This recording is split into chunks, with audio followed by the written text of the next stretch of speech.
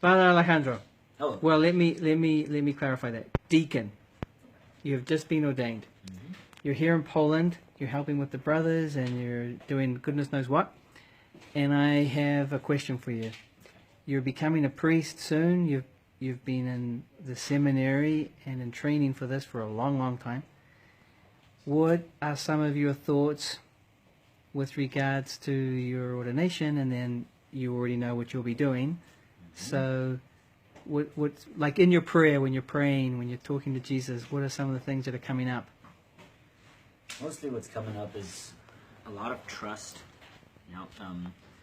The closer I get to ordination, the more clearly that I realize that there's nothing that I can do to be perfectly ready for this. The letter to the Hebrews says that not even Christ could claim the priesthood for himself.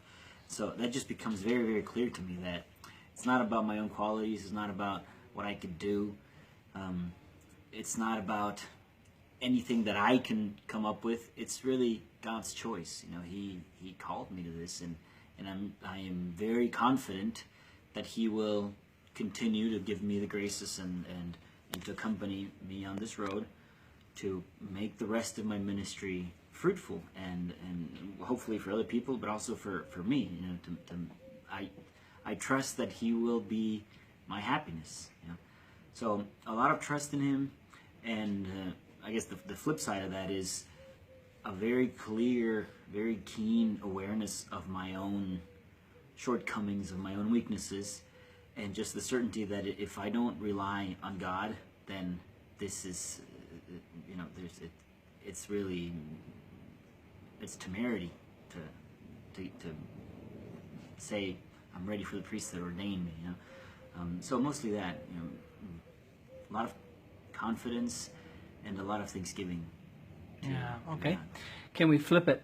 I'm going to tell you. So, Deacon is going to be, after ordination, dedicating his time to teaching seminarians about metaphysics.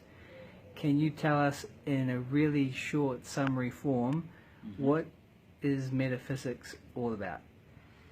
Metaphysics is a part of philosophy that, in a very, very, very simple way, talks about this: what the rocks have in common with God and the angels. So if you can think of something that's common to everything that exists, that's what metaphysics talks about. So, in technical terms, we would say it's the science of being, but that means nothing to anybody. So just think of it that way. What do rocks and angels and God Himself have in common? And that's what I teach. That's about. really great. Okay, I'm going to log that one in. So you've just had an experience with John Paul II. Well, yeah, in a way, he's up there with the saints, as with Sister Faustina, and they've been a part of this experience here with Pope Francis. Takeaways. What have you seen? What have you heard? What have you experienced? Well, I had a particular job to do here in World Youth Day, which was to get young people, to see the happy, enthusiastic side of the priestly vocation. I came with a group of brothers that were called Why Not Priest, and so what I see is that young men and women are very open to that, and they are very positively surprised, when they see priests that want to show that you can be happy with God. Becoming a priest, in this case very concretely, but giving your life to Him is not about going and crawling into a hole and just this white-eyed contemplation all day. It's about living the joy of the gospel and of having met Christ and just have Him fill your life completely. And that manifests itself in so many different ways that our apostolate here was really boundless. Anything that we could think of that would show enthusiasm, joy for the faith in Christ and the vocation, and just the enthusiasm of living the Christian faith, that was our game. So we would play music, we were singing in the streets, we had a little soccer field, portable soccer field, and the guys would come up and challenge the priest. That was what it was called. or we would just,